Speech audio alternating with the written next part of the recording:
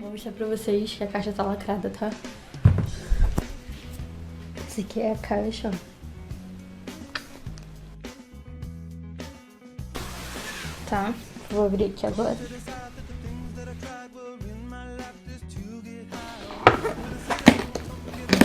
Joystick. Aqui.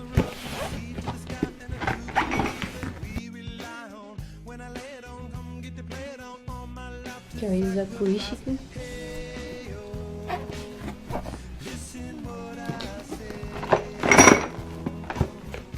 Foram 2 carteiras da Tommy.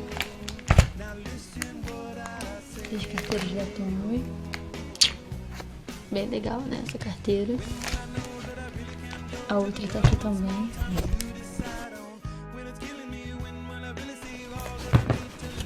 Essas 2 carteiras já estão vendidas.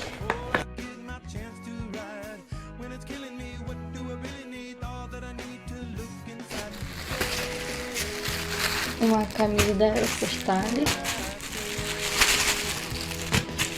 Camisa da Aero. Foram 1, 2, 3, 4, 5 camisas, 6 camisas.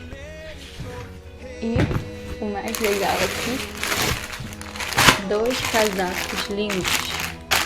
2 casacos de moletom. Lindos os casacos aqui. Casacos de moletom.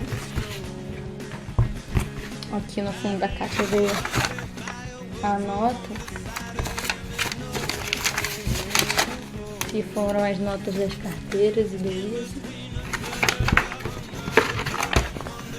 E essa aqui é a nota da Aeropostale. Dá pra ver. Nota fiscal, tudo certinho. Aqui dentro vem 2 notas. Aqui, da Aero. Minha caixa vazia. Tô muito feliz com as minhas compras. E é isso aí.